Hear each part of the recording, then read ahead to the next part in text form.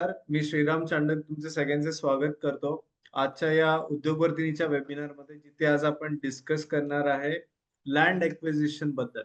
म्हणजे कुठलाही व्यवहार, एखादी तुम्हाला जमीन विकत घ्यायची असेल, तर ती जमीन विकत घेण्यासाठी त्याचे कायदेपत्री काय बघितलं पाहिजे, डॉक्युमेंटेशन असेल किंवा त्याचे मार्केट रेटचं एनालिसिस कसं करायचं, ती प्रॉपर्टीमध्ये काही लिटिगेशन आहे का नाही, हे कसं स्टडी करायचं. त्याच्यानंतर हा व्यवहार घडवून आणण्यासाठी कुठले कुठले शासकीय डिपार्टमेंट असतात, कुठल्या डिपार्टमेंटमध्ये काय गोष्टींचं ट्रान्झॅक्शन होतं, हे आपण डिस्कस करणार आहे. त्याच्यानंतर कुठले चांगले हॉट इमर्जिंग प्रॉपर्टीज कुठले किंवा इमर्जिंग लोकेशन्स कुठले आहे, या सुद्धा गोष्टी बघणार आहोत.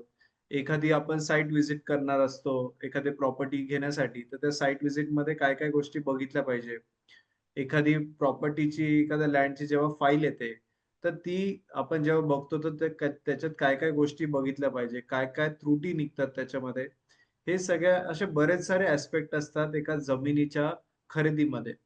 सो लँड ऍक्विजिशन हा असा विषय आहे की खूप सारे याच्यामध्ये कॉम्प्लिकेशन असतात आणि एकदम क्लिअर प्रॉपर्टी मिळणं किंवा त्याच्यामध्ये ट्रान्झॅक्शन करणं हे खूप इम्पॉर्टंट असतं.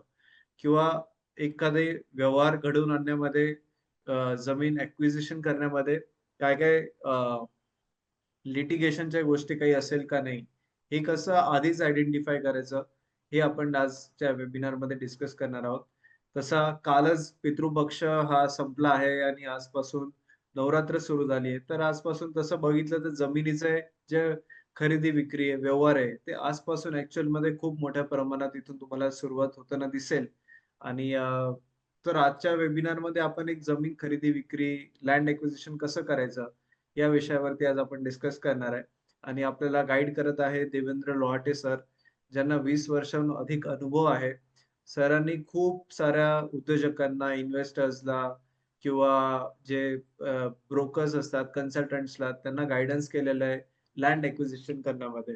आणि खूप अशा प्रॉपर्टीज आहे की ज्याच्यामध्ये लिटिगेशन सरांनी सॉल्व्ह केलेले आहेत आणि वास्तूचं निराकरण केलेलं आहे. तर खूप 20 वर्षांहून अधिक अनुभव आहे लोहाटे सरांना, जे आज आपल्या आजच्या वेबिनारमध्ये गाईड करणार आहे. आणि या वेबिनारवर आधारित आमचा एक प्रोग्राम पण असतो की ज्याच्यामध्ये आम्ही लँड एक्विजिशन कशी करायची या विषयावरती पूर्ण शिकवतो. म्हणजे पूर्ण आम्ही फाईल एक तुमच्या सोबत घेऊन येतो की ज्याच्याने तुम्हाला एक उत्तमरित्या स्वतःच्या नॉलेजवरती, स्वतःच्या स्किल्सवरती लँड एक्विजिशन करता येईल. याच्यावरती आमचा एक वर्कशॉप पण असतो. ते पण विषय आम्ही त्याविषयी पण आम्ही तुम्हाला towards the end of the webinar आम्ही गाईड करणार आहे की एक्झॅक्टली आम्ही काय काय शिकवणार आहे इन डेप्थ मध्ये. सो आता जास्त वेळ न घेता मी उद्योगवर्धिनीतर्फे तुमच्या सगळ्यांचे स्वागत करतो. उद्योगवर्धिनी ही एक उद्योजकता विकास शिकवणारी संस्था आहे. 1995 पासून आम्ही उद्योजक उभे केलेले आहेत आणि रिअल इस्टेट कन्सल्टंट बनवलेले आहेत. ऍट द सेम टाइम असे बरेच इन्व्हेस्टर्स आहे की ज्यांना आम्ही जमीन खरेदी विक्रीमध्ये त्यांना एक चांगला गायडन्स दिलेला आहे. सो आज आम्ही आमच्याद्वारे आतापर्यंत 70,000 पेक्षा जास्त उद्योजकांना फायदा मिळालेला आहे, नॉलेज मिळालेलं आहे आणि आमच्या संस्थेला 5 राष्ट्रीय पुरस्कार सुद्धा मिळालेले आहेत. सो आता मी जास्त वेळ न घेता लोहाटे सरांना रिक्वेस्ट करतो की आम्हाला फर्दर गाईड करावं. Over to you Lohate sir. Okay. Good evening everybody. मी देवेंद्र लोहाटे, नाशिकमध्ये 1993 मध्ये डेव्हलपमेंट प्लॅन आला होता. जेव्हा नगरपालिका हद्दीत थोडं ब्रॉडन झालं, तिथे अनेक जमिनी हिरव्या पट्ट्यात रेसिडेन्शियल शेत जमिनीत येलो झोन म्हणजे रेसिडेन्शियल झोन मध्ये आल्या. त्यावेळेला आमच्या एका रिलेटिव्हची जागा गुरु गोविंद कॉलेज समोर रेसिडेन्शियल झोन मध्ये आली आणि ते विकसन करण्याची मला त्यांनी संधी दिली. स्वतःहून ऑफर दिली की ही प्रॉपर्टी आपण एकरी विकण्यापेक्षा स्वतः जर विकसित केली आणि स्क्वेअर फीट पर्यंत नेऊन विकता आले तर जो प्रॉफिटचं मार्जिन आहे ते खूप वाढून जाईल. शेती तर 1964 मध्ये घेतलेली होती. 1996 पर्यंत, 93 पर्यंत ती येलो बेल्ट ग्रीन झोन शेती झोन मध्ये होती. शेती सुरू होती. ते संधी मला मिळाली आणि चेंज टर्निंग पॉइंट मिळाला. त्यावेळेला आता जसं आपण आता तुमच्यासाठी एक वर्कशॉप घेऊन आलेलो आहोत, असं माहिती देणारी कुठलीही संस्था नव्हती. आणि असे कुठले एक फोरम नव्हता. कारण रिअल इस्टेटमध्ये काम करताना एखाद्या व्यक्तीला ज्याला प्रॉपर्टी विकसित करायची, जमीन विकत घ्यायची आणि विकसित करायची, ज्यांची स्वतःची ते विकसित करू शकतात किंवा दुसऱ्यांची जागा विकत घेऊन आपल्याला डेव्हलपमेंट करायची, प्लॉटिंग करायचं आणि जर जमलं तर बांधकाम करून विकायचं. याच्यासाठी एखाद्या व्यावसायिकाला रेव्हेन्यू डिपार्टमेंटची माहिती पाहिजे, टाउन प्लॅनिंगची माहिती पाहिजे, म्हणजे आर्किटेक्ट, ॲडव्होकेट या 2 व्यक्तींचं समन्वय साधला पाहिजे आणि जे एस्टॅब्लिश्ड डेव्हलपर्स आणि बिल्डर्स आहेत ते स्वतः याच्यामध्ये तरबेज असतात. त्यांना प्रत्येक गोष्टीची इत्थंभूत माहिती असते. कुठल्या ठिकाणी काय काम करायचं, कोणाला हायर करून कसं करून घ्यायचं. तर हे त्यांना एक अनुभवातून आलेलं असतं. कुठलं एक असं शिक्षण संस्था नाही की जिथे या दोन्ही गोष्टी एकत्रित येतात. म्हणजे वकिलांना सुद्धा ते जरी 3 वर्ष 5 वर्षाची एल-एल-बी डिग्री घेऊन येतात, तरी देखील जर असं काही प्रसंग आला की प्रॉपर्टी डेव्हलप करताना कुठल्या-कुठल्या ॲस्पेक्ट्स बघायला पाहिजे आणि ते फक्त टायटल रिपोर्ट, टायटल सर्च, जमिनीचं मालकी तपासणं आणि डॉक्युमेंट करून देणं. पण प्रत्यक्ष जागेवरती डिमार्केशन काय आहे? हद्दीच्या खुणा काय असतात? मग नंतर त्याच्यामध्ये जर तफावत असेल तर ते सॉल्व्ह कसं करायचं? हे एकाच व्यक्तीला हे सर्व माहिती असणाऱ्यांची संख्या खूप कमी आहे आणि ज्याला विकसक बनायचंय त्याला या सर्व गोष्टींची इत्थंभूत माहिती पाहिजे. एक इन शॉर्ट एक a man should know something of everything and everything of something ही आजकाल एक प्रचलित म्हण आहे. पूर्वी असं असायचं की प्रत्येक एखाद्या व्यक्तीला अनेक गोष्टीची थोड्या-थोड्या माहिती येतं. Jack of all master of none. तर त्याला लोक हसायचे, उपहासात्मक बघायचे. परंतु आता असं आहे, की या सर्व क्षेत्रातलं जुजबी जरी नॉलेज असेल, माहिती असेल, तर एखादा माणूस जो वकील नाही किंवा जो आर्किटेक्ट नाही, बी बी सिव्हिल नाही, तो सुद्धा विकसकाचं काम करतो. या सगळ्यांना कोऑर्डिनेशन कसं करायचं? हे ज्याला जमतं, तो सक्सेसफुल विकसक म्हणजे डेव्हलपर किंवा बिल्डर बनू शकतो. आणि तेच आता अनुभवाच्या आधारे पुढे सुरुवातीला मला बरेच अडथळ्यांना सामोरं जावं लागलं. सर्च करत-करत अशा स्टेजपर्यंत पोहोचलो, की मी स्वतः अनेक लोक माझ्याकडे स्वतः शेतजमीन मालक किंवा ज्यांच्या काही जमिनींच्या केसेस सुरू आहेत कोणाकोणाबरोबर काही ना काही कारणाने. तर ते माझ्याकडे सल्ल्याला यायला लागले. त्यांचं प्रोजेक्ट माझ्या हातात दिलं आणि मी ते हँडल करून डेव्हलपमेंट प्रोसेस करून दिल्या लोकांच्या आणि आजही काही ठिकाणी सुरू आहे तसे. तर त्यासाठीच आज मी एक ओव्हरव्ह्यू तुमच्यासमोर मांडणार आहे. त्याचं एक ब्रीफमध्ये आपण थोडक्यात समजूया धावती भेट. ट्रेलर सारख्या पद्धतीने जो 2 दिवसाचा वर्कशॉप आहे त्याची एक माहिती तुमच्यासमोर मांडणार आहे. तर याच्यासाठी आता आपल्याला जेव्हा स्क्रीन शेअरिंगमध्ये जमीन घ्यायची असेल, तर आपल्याला कुठल्या स्वरूपात घ्यायची असते. म्हणजे जेव्हा डेव्हलपमेंट प्लॅन मंजूर होतो टाउन प्लॅनिंग विभागाकडनं, त्याच्यामध्ये शहरी विभाग जो असतो, त्याच्यामध्ये ज्या पूर्वी शेतीच्या जमिनी होत्या, त्यांना ॲग्रीकल्चरल जमिनी म्हणतात. त्यांचं बिनशेतीमध्ये रूपांतरण करून, प्लॉटिंग करून, रेसिडेन्शियल झोन मधल्या जमिनींना प्लॉटिंग करून त्याची विक्री करणे. हा एक पहिला टप्पा येतो. मग त्याच्यामध्ये कुठल्या-कुठल्या कॅटेगरीज येतात साधारण? तर बंगलोचे प्लॉट्स बनतात, रो हाउसेसचे प्लॉट बनतात आणि इंडिव्हिज्युअल बिल्डिंग्स किंवा ग्रुप हाउसिंग, कम्युनिटी लिव्हिंग. आता हल्ली कम्युनिटी लिव्हिंगचं जास्त ट्रेंड आहे. त्याच्यामध्ये अनेक फॅसिलिटी देता येतात. सिक्युरिटी सिस्टम चांगल्या पद्धतीची असते आणि त्याचं सध्या सगळीकडे कम्युनिटी मोठे पार्सल ऑफ लँड जे असतो त्याच्यावरती अशा इमारती बनतात. नाशिकमध्ये जे फेमस आहेत अ, गंगापूर रोडला एक ट्री लँड आहे. मग आर-डी सर्कल, सिटी सेंटर मॉलचा चौक पासून तर तो इंदिरानगरचा जो बोगदा आहे, त्या रोडवरती अनेक मोठ्या कम्युनिटी बनतात आहे. सिटी सेंटर मॉलच्या पाठीमागे फ्लॅटेड सिस्टम्स आणि एक ग्रुप हाउसिंग सारखं पद्धतीने कामकाज सुरू आहे. तिथे लोक प्रिफर करतात इंडिव्हिज्युअल एका बिल्डिंगमध्ये स्टँड अलोन बिल्डिंगमध्ये फ्लॅट घेणं आणि कम्युनिटीमध्ये घेणं. याच्यामध्ये कम्युनिटीमध्ये जाणं प्रिफर करतात. थोडं हाय रेट असतात, परंतु अनेक फॅसिलिटीज आणि सिक्युरिटी या 2 रिझन्ससाठी तसं प्रेफरन्स असतं. मग त्याच्यानंतर मग काही डेव्हलपर्स बिल्डर्स काही इंडिव्हिज्युअल्स इंडस्ट्रियल लेआउट्स देखील बनवतात. तर त्याच्याविषयी आपण आता थोडक्यात एक आढावा घेऊया. नेक्स्ट पेज आपण बघूया स्क्रीन शेअरिंगचं. जमीन विकत घेण्यापूर्वी आपल्याला कुठल्या पेपर्सची आवश्यकता असते? ते कागदपत्र कुठे-कुठे तपासायचे? तर आपण एक शब्द ऐकून असेल ज्यांना जमिनीचं थोडंफार इंट्रोडक्शन आहे किंवा ब्रोकरेज करताय, तर लोक विचारतात जमीन टायटल क्लिअर आहे का? एने फायनल टायटल क्लिअर आहे असं लोक बोलतात. परंतु ऍक्च्युली एने एक परमिशन आहे कलेक्टर कडनं मिळत असते शेतीचं बिनशेती वापर करण्यासाठी. रूपांतरण करायचं असतं. रूपांतरण हे टॅक्सचं असतं, की तुम्ही आज शेतीच्या जमिनीला बिनशेती जमीन म्हणून रेसिडेन्शियल अथवा कमर्शियल म्हणून वापर करणार आहात. नंतरनं येतं रेसिडेन्शियल कम कमर्शियल आणि एक प्युअरली कमर्शियल. त्यानंतरची एक कॅटेगरी येते इंडस्ट्रियल.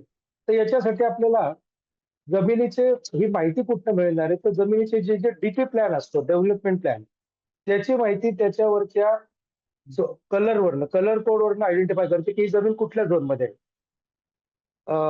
ऑनलाईन देखील नकाशे उपलब्ध आहेत. त्यानंतरनं जमिनीबद्दल ची माहिती जी झोनिंग पाहिजे असेल तर टाउन प्लॅनिंग विभागामध्ये अर्ज देऊन की झोन दाखला मिळावा. तर त्या जमिनीचा झोन कुठला आहे, आज मितीस त्याची माहिती मिळते. जमिनीमध्ये जाण्या-येण्याचे ॲक्सेस रोड किती मीटरचे आहेत? 9 मीटर, 12 मीटर, 15 मीटर त्यापासून मध्ये 45 मीटर पर्यंत आहेत. त्याची माहिती आपल्याला त्या डीपी प्लॅनवरनं मिळत असते. मग नाहीतर जमिनीचं रेव्हेन्यू रेकॉर्ड. तर रेव्हेन्यू रेकॉर्डच्या बाबतीमध्ये तसं बघायला गेलं तर रेव्हेन्यू डिपार्टमेंटमध्ये एकूण 21 टाइपचे व्हिलेज फॉर्म आहेत. 1 ते 21. त्यातले जमिनीचे व्यावसायिक 7, 7अ आणि 12 हे एकत्रित एका फॉर्मवरती एका विशिष्ट फॉर्मॅटमध्ये आहेत. त्याला 7-12 म्हणून रिफर करतात.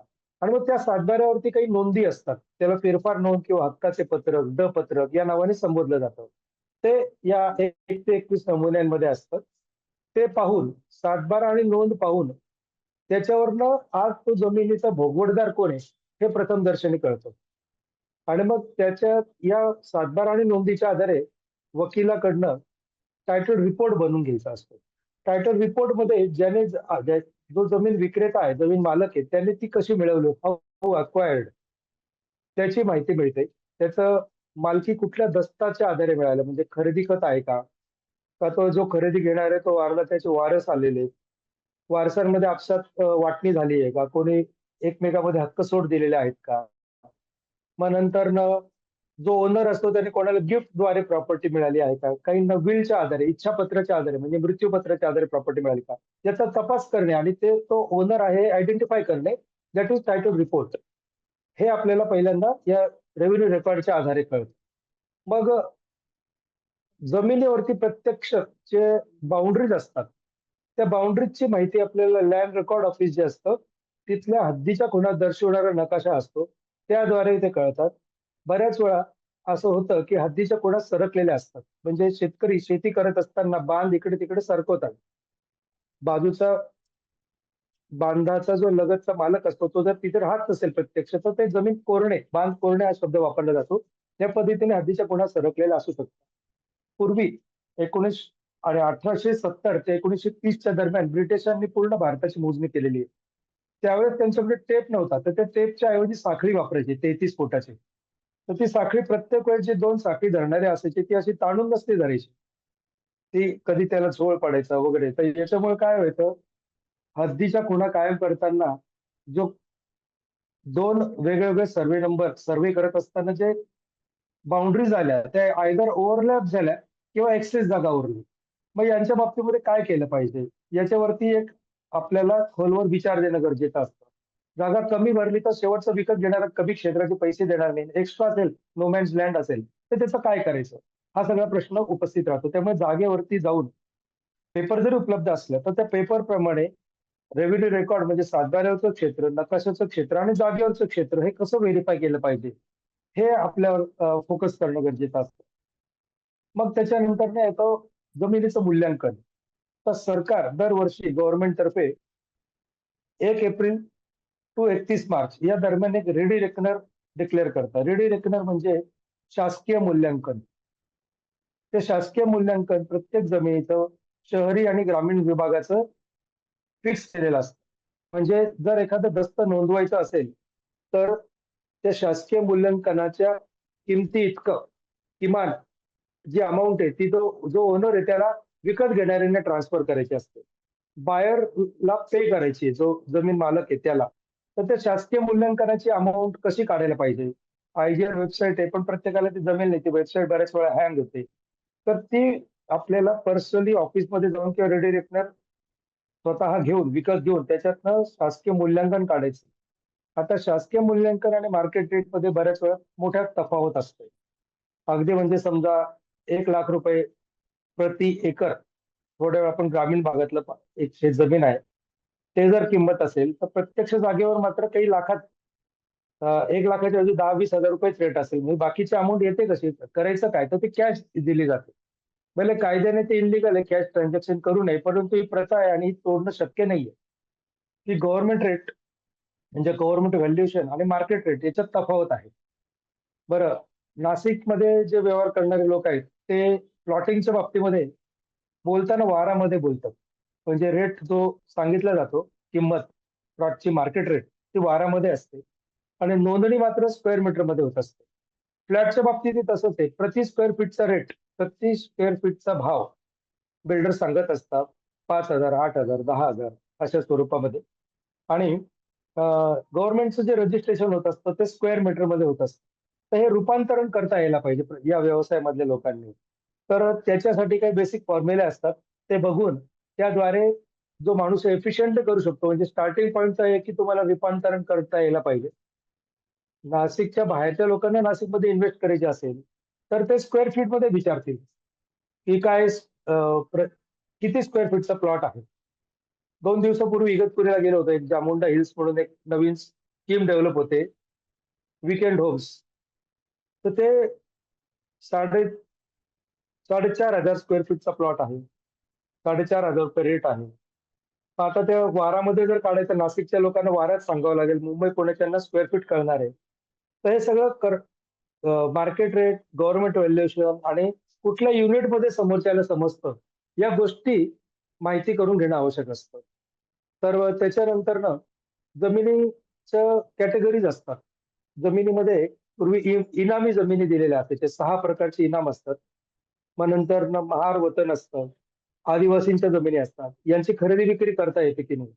तर प्रत्यक्ष अशी गोष्ट आहे की या सगळ्या गोष्टी जमिनींची विक्री करता येते, खरेदी करता येते. फक्त शासनाची परमिशन लागते. व त्यासाठी कुठले पेपर लागतात, त्याची लिस्ट ऑफ डॉक्युमेंट काय, कोणाकडे अर्ज द्यायचा, त्याला वेळ किती लागतो, साधारण रूपांतरण करताना तो पर्टिक्युलरली आदिवासींच्या जमिनींच्या बाबतीमध्ये तो बेघर किंवा भूमिहीन होता कामा नये. त्याला अन्यत्र जमीन घेऊन द्यायची असते. त्याची प्रोसेस काय असली पाहिजे.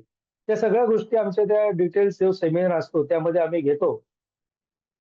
याच्यामध्ये जमीन विकसकाला या प्रत्येक गोष्टीची इत्थंभूत माहिती करून घेऊन डील करताना डॉक्युमेंट एकदा स्वतः विकत घेतलं तर त्याच्यामध्ये नंतर क्वेरी नको यायला, की शासन त्याला रिव्ह्यू करून एकदा ते कॅन्सल करेल व्यवहार, बेकायदेशीर व्यवहार म्हणून. जे गुंठेवारीच्या बाबतीत सध्या होत आहे. देवस्थान इनाम असतात.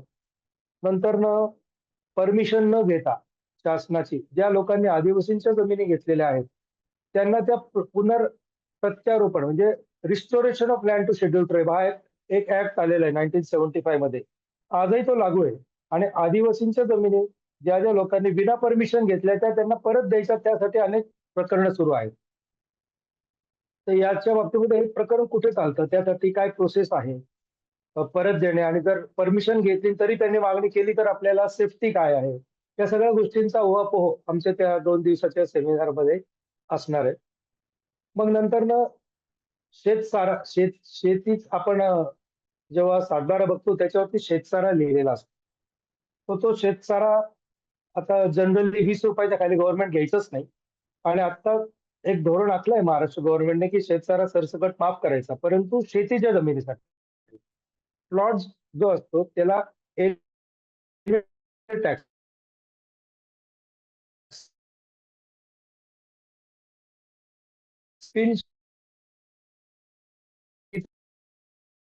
टॅक्स असतो,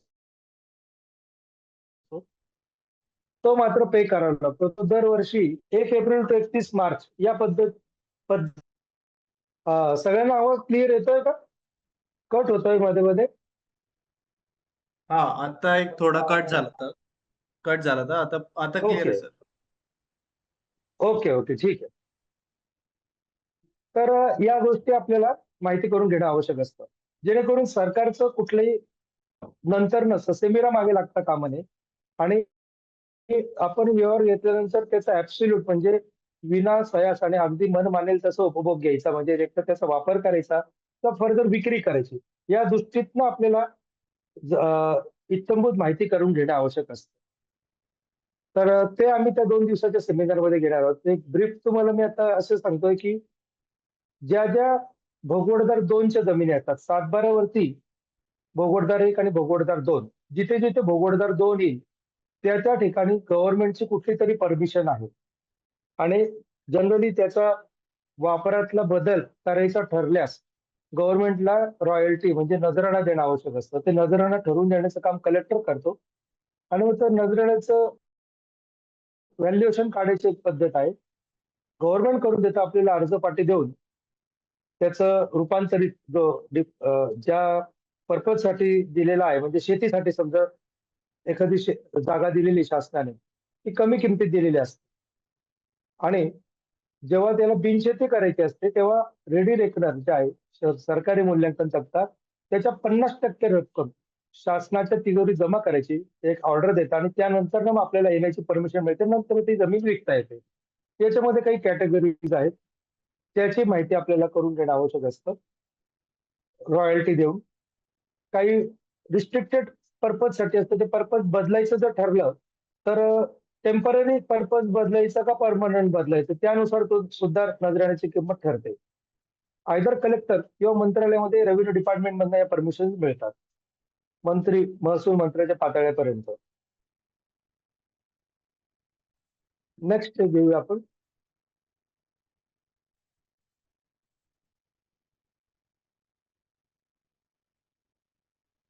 आता बघा, आता थोडक्यात मी ब्रीफ केलंय. आपल्याला पेपर कुठले बघायचे असतात. तर 7/12 उतारा, त्याच्यामध्ये त्याच्यातले वर्ग कुठला आहे, वर्ग 1 का वर्ग 2, फेरफार म्हणजे नोंदी. मग जसं आपलं बँकेत अकाउंट असतं, तर प्रत्येक शेतीला एक खाते उतारा आहे आणि तो खाते उतारा नुसार त्याच्यात दिलेल्या अमाऊंट नुसार ती अमाऊंट शेतसारा किंवा बिन शेतसारा हा आपल्याला शासन जमा करायचा असतो. कुठलाही व्यवहार नोंदताना शासनाचं जेवढं देणं आहे ते पूर्ण पे केल्यावरच खरेदी खत नोंदवता येणार आहे. तो पेंडिंग ठेवून खरेदी खत करता येते. मग नंतर हद्दीच्या खुणा. एक आता दिंडोरीतली एक केस आली इंदोरीची. 1992 मध्ये 2 भाऊ, सख्खे भाऊ आणि एक त्यांचा मित्र यांनी सामायिक जागा खरेदी केली आणि तेव्हाच्या वकिलांनी खरेदी खतामध्ये लिहून टाकलं पूर्व पश्चिम उपभोग घ्यायचा आहे, परंतु बाउंड्रीज फिक्स नाही केल्या. त्यातील एकाला आता विकायचं आहे, तर ते दुसरे दोघं जे आहेत बाजूचे लोक, त्यांचं एकमेकांमध्ये एवढ्या वर्षात काही कारणाने डिस्प्यूट झालं. तर ते जो विक्रेता आहे त्याची हद्दीची खूण म्हणजे बाउंड्रीज फिक्स नसल्यामुळे ते आज मोजणीला सुद्धा परमिशन देत नाही. तसं अडवता तर येत नाही, परंतु काम क्लिष्ट होणार आहे. मग हद्दीच्या खुणा एखादी शेतजमीन घेताना किंवा प्लॉट घेताना ते कुठले पेपर पाहून पहिल्यांदा आयडेंटिफाय करून घ्यायच्या. सातबाऱ्यावरचं क्षेत्र, लेआउट जो मंजूर असेल त्याच्यावरचं क्षेत्र किंवा शेतजमीन असेल तर लँड रेकॉर्डच्या नकाशावरचं क्षेत्र, हे तिन्ही कसं मॅच केलं पाहिजे. त्याला जागेवरती गेल्यावर समोरच्या व्यक्तीने आपल्याला आपलीच जागा दाखवली का दुसऱ्याची दाखवली, हे कसं काय व्हेरीफाय करणार, हे आपल्याला प्रॅक्टिकल व्हिज्युअलाइज करता यायला पाहिजे. जागेवरती जाण्यासाठी त्यासाठी आपल्याकडे बेसिक काही टूल पाहिजे. एक साधी गोष्ट आहे, होका यंत्र, मॅग्नेटिक कंपास. सर्व नकाशांवरती नॉर्थ डायरेक्शन दिलेले असते. तर त्या आपल्या होका यंत्रावरची नॉर्थ आणि नकाशावरची नॉर्थ जेव्हा मॅच करतो आणि मग त्या बाउंड्रीज आपण व्हेरीफाय करू शकतो नेकेड आईजने, तर लक्षात येऊन जातं की ही जागा तीच आहे का दुसरी दाखवली जाते. असं बऱ्याच वेळा घडतं. ब्रोकरला माहिती नसतं तेव्हा काही मिसशिफ करतात. एखादा पडीत माल किंवा जी विकाऊ नाहीये, खडकाळ जमीन आहे, मुरमाची आहे किंवा स्लोपवाली आहे, ती न दाखवता दुसरी प्लेन जागा दाखवायची, व्यवहार मात्र दुसऱ्या जमिनीचा करायचा, वेगळ्या जमिनीचा करायचा. अशा गोष्टी समोर आलेल्या आहेत, अशा घडतात. तर ते व्यवहार करण्यापूर्वी या गोष्टी व्हेरीफाय करून घेणं गरजेचं आहे. मग त्याची खातरजमा सरकार रेकॉर्डनुसार पण करता येते, सरकारी मोजणी करून किंवा प्रायव्हेट मोजणीच्या आधारे. पण डिस्प्यूट जर उपस्थित झाला तर सिव्हिल कोर्टात जावं लागतं आणि तिथे मात्र सरकारी मोजणीलाच ग्राह्य धरलं जाणार. प्रायव्हेट मोजणीच्या कागदांना किंवा त्यांनी दिलेल्या हद्दीच्या खुणांना गव्हर्नमेंट किंवा कोर्ट त्याला ऍक्सेप्ट करणार नाही. तर त्यासाठी आपल्याला सरकारी रेकॉर्डवरचं जे नकाशे आहेत ते क्रॉस व्हेरीफाय करणं गरजेचं असतं. तर त्याच्यानंतर येतं शेत जमिनींमध्ये भारतामध्ये वेगळ्या राज्यांमध्ये वेगवेगळ्या प्रथा होत्या. जमीनदार असायचे पूर्वी आणि ते जमिनी कसायला द्यायचे लोकांना. महाराष्ट्रामध्ये पर्टिक्युलरली आपण जे एरियात आहोत आता, तर नाशिक आणि आजूबाजूचे जे शहर आहेत, तर पूर्वी महाराष्ट्र जे स्टेट बनलंय ते 1961 मध्ये बनलंय. त्यापूर्वी बॉम्बे प्रॉव्हिन्स होतं. तर बॉम्बे प्रॉव्हिन्सच्या अंडर ज्या जमिनी होत्या त्याच्यामधल्या जमिनींसाठी एक कायदा लागू होता, कुळ कायदा, Bombay tenancy and agriculture land act. आता सध्या त्याचं नाव 19 साली Maharashtra tenancy agriculture land act झालंय. कायद्यामध्ये बदल नाही झाला, फक्त नावात बदल झालाय. ते बॉम्बे टेनेन्सीच्या ऐवजी महाराष्ट्र टेनेन्सी झालं. हा जो कुळ कायदा होता आजही अस्तित्वात आहे. आजही एखादा माणूस शेती करत असेल तर कुळ म्हणून क्लेम करतो आणि ओनरशिप मागू शकतो. तर 1939 मध्ये जेवढे कुळ होते, म्हणजे जमीन मालक शहरात किंवा अन्यत्र राहतो आणि कसणारा मग ती व्यक्ती वेगळाच आहे, मग त्याचा जातीचा धर्माचा संबंध नाही. म्हणजे मी मराठ्यांकडे माळी पाहिलं आहे, माळ्यांकडे मराठा, वंजारी, जे बहुजन आपण म्हणतो, त्यातले कोणीही कोणाकडे कुळ असतो. याचा SC ST अशा कॅटेगरीज मध्ये काही संबंध नाही. कुळ ही वेगळी कल्पना आहे. ती कसणारा, जमीन शेती करणारा मालकाच्या साठी. तर त्या दोघांमध्ये काहीतरी रीच म्हणजे ठरलेलं असायचं की जमिनीतलं आलेलं उत्पन्न कुठल्या पद्धतीने वाटून घ्यायचं, त्याला खंड म्हणायचे. आणि त्या खंड, समजा एखाद्या 10 एकर जमिनीमध्ये 50 पोते गहू निघाला, तर त्यातला खंड, 8 पोर्शन कसणारा किती ठेवेल आणि मालकाला किती देईल, त्याची रीत असायची. त्या वेगळ्या वेगळ्या रीत असायच्या. त्यानुसार ते खंडाचा जो पार्ट द्यायचा त्याला खंडणी म्हटलं जायचं. तर त्याच्यामध्ये जर काही डिस्प्यूट झाले तर मग त्याचे वाद कुठे आपल्याला रिझॉल्व्ह करायचे. नंतर 1939 मध्ये सलग 6 वर्ष जे कुळ होते त्यांना संरक्षित कुळ म्हणून घोषित करण्यात आलं होतं. तर कारण असं आहे की मालकात आणि कुळात जर काही वाद झाले तर मालक कुळाला अचानक जर बोलेल की तू घरातनं निष्कासित हो, जागा सोडून दे, तर त्याचं कुटुंब असेल, घरात सिनियर सिटीजन असू शकतात, वृद्ध माणसं आहेत, लहान मुलं आहेत, स्त्रिया आहेत, तर अख्ख्या कुटुंबाला तो घेऊन अचानक कुठे जाईल? विस्थापित झालाच समजा, करायचं ठरलं, मालकाने सांगितलं निघ इथं, तर जाईल कुठे? तर हे करायचं नाही म्हणून त्यांना संरक्षण देण्यात आलं शासनातर्फे. मग त्याला संरक्षित कुळ म्हटलं गेलं. आजही अनेक सातबाऱ्यांची व्यवहारावरती गाव नमुना नंबर 7 याच्यामध्ये आपल्याला असं दिसतं की सण कुळ असं लिहिलेलं असतं किंवा संरक्षित कुळ. तर त्यांना एविक्ट नाही करता येत शासकीय परमिशन घेऊन. एक प्रोसेस आहे तहसीलदार रेव्हेन्यू डिपार्टमेंटमध्ये. तिथनं ती प्रोसेस कम्प्लीट करून मग त्यांना तिथनं काढता येतं. मग कुळ इझिली जमीन सोडत नाही, कब्जा असतो त्यांचा. तो जरी टेनन्सी म्हणजे कसण्यापुरता आहे, पण ओनरशिप जरी नसली तरी ते कब्जा त्यांच्या त्या काढून घेण्यासाठी एक प्रोसेस करावी लागते. तो जेव्हा जेव्हा जमिनीवरती असं कसणाऱ्याच्या नावामध्ये एखादा पूल असतो, तर त्याचा विचारपूर्वक आणि त्याचे परमिशन्स घेऊन आणि त्याचं तिथं त्याला बाहेर काढून व्यवहार घ्यायचा असतो. आणि आज जर कोणाची जमीन असेल, तिथं कोणी कसणारा असेल, त्याने अर्ज दिलं तर नाव लागू शकतं. बरं, तर 1/4/57 रोजी कृषक दिन म्हणतात त्याला, टिलर्स डे. त्या दिवशी जेवढ्या या बॉम्बे प्रॉव्हिन्स मधल्या जमिनी होत्या, त्या सगळ्यांना एक सरकारने धोरण आखलं की कसेल त्याची जमीन, म्हणजे जो जो जमीन कसत असेल त्याला जमीन द्यायची, कल्टिवेट करणाऱ्या व्यक्तीला. तर त्यासाठी एक प्रोसेस आखली गेली आणि कलेक्टर तर्फे तहसीलदारकडे पॉवर डेलिगेट झाल्या. तहसीलदारच्या अंडर एक त्याच लेवलचा एक ALT, ऍग्रिकल्चर लँड ट्रिब्युनल, म्हणजे महसूल न्यायाधिकरण नावाचं एक पद निर्माण करून त्याच्या समोर कोळ्याच्या केसेस चालल्या.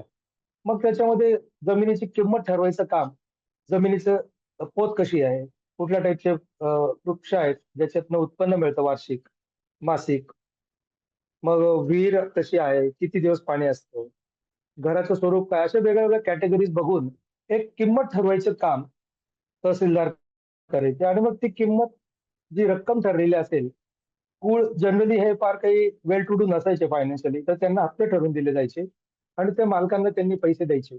आणि मग जर पूर्ण पेमेंट दिलं तर कुळांना 32M सर्टिफिकेट तहसीलदार ALT जे असायचे ते इश्यू करायचे आणि ते 32M जोडून कुळ हा मालक बनायचा. तर ती प्रोसेस आजही सुरू आहे. आत्ताच गेल्या 15 दिवसापूर्वी एक मॅटर आलं कळवणकडचं.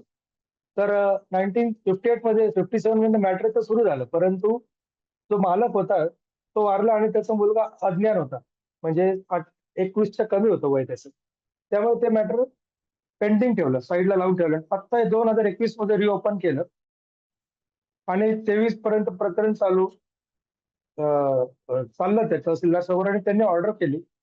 8 एकर जागा 8,500 रुपयामध्ये कुळाने रक्कम सरकारकडे जमा करायची आणि सरकारकडनं ओनर घेईल, शहा नावाचा ओनर आहे आणि ती जमीन कोळ्यांना देण्यात आली.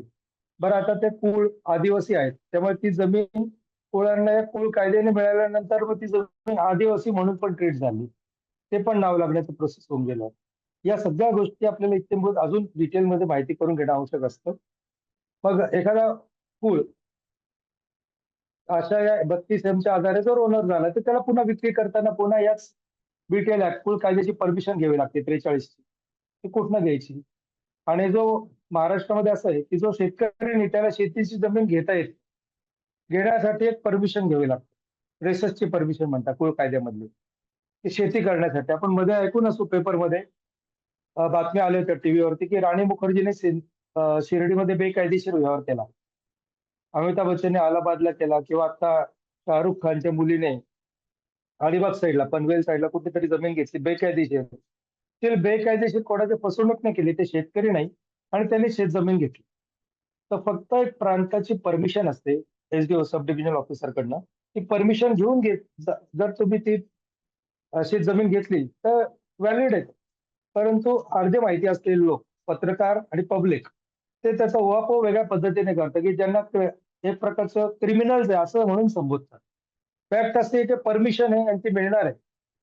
परमिशन मिळायची एक लिगल प्रोसेस आहे आणि एक जर आपण ओपन याच्यावरती बोलतोय तर मेजर गव्हर्नमेंटचे कामं बिना पैशाचे होतच नाही.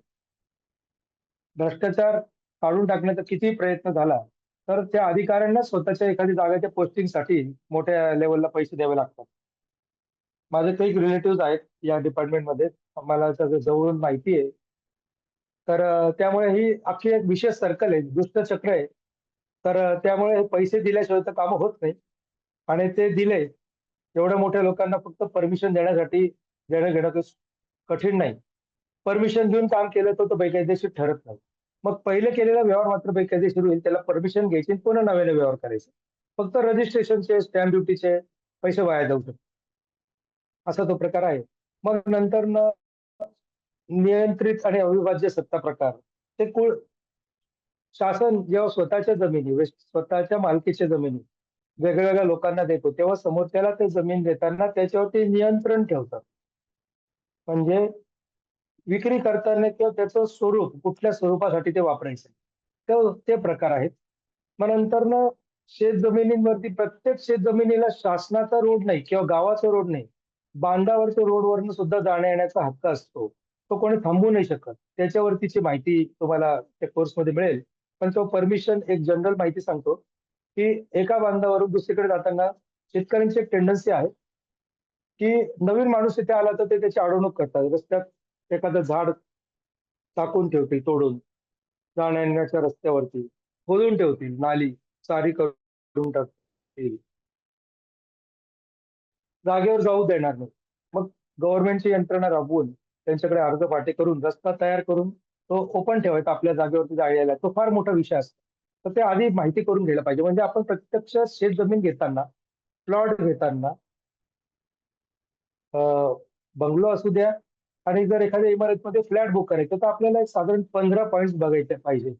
एक ओव्हरव्ह्यू फास्ट हे तुमच्याकडे आपण समोर मांडतो विषय की जागा बघायला गेल्यानंतर जमिनीचा स्ट्रेटा बघायला पाहिजे. स्ट्रेटा म्हणजे क्रॉस सेक्शन. एखाद्या विहिरीला आपण जर बघतो कॉर्नरला उभं राहून किंवा बांधकाम चालू आहे, पाया खोदलेला, पायासाठी एक्स्केव्हेशन केलंय, तर वरती काही ठिकाणी खडक असतो, काही ठिकाणी मुरुम असतो. ठराविक अंतरानंतर सॉलिड रॉक येतो. तिथपर्यंत फाउंडेशन खोदावं लागणार आहे. त्याचं सॉइल टेस्टिंग करून घ्यायचं असतं. तर ते स्ट्रेटा याच्यासाठी बघायचं की नुसती ब्लॅक कॉटन सॉइल असेल तर बांधकाम करायला तुम्हाला आरसीसीला त्या पद्धतीची संरचना करून घ्यावी लागणार आहे आणि कदाचित पाईल फाउंडेशन करावं लागेल. खर्च जास्त होतो. जिथे डायरेक्ट खडक आहे तर तो खडक तोडून काढायचं. ब्रेकर जे असतात ते ब्रेकर तुटून जातात. तिथे पण तुमचे बेसिक फाउंडेशनच्या वेळेसचे खर्च वाढतात. एक झालं स्ट्रेटा. मग नंतर जमिनीला ऍडजॉइनिंग नाले असतात, नदी असते, त्यांची फ्लड लाईन्स असतात. हे झालं आपल्याला भौतिकतेच्या दृष्टीने. आणि एनर्जी लेवलला जर विचार केला तर भारतभर आता अशी कुठली नदी राहिली नाही की बारमाही स्वच्छ पाण्याची. त्याच्या ड्रेनेज टाकलेलं आहे. गव्हर्नमेंटनेच टाकलं.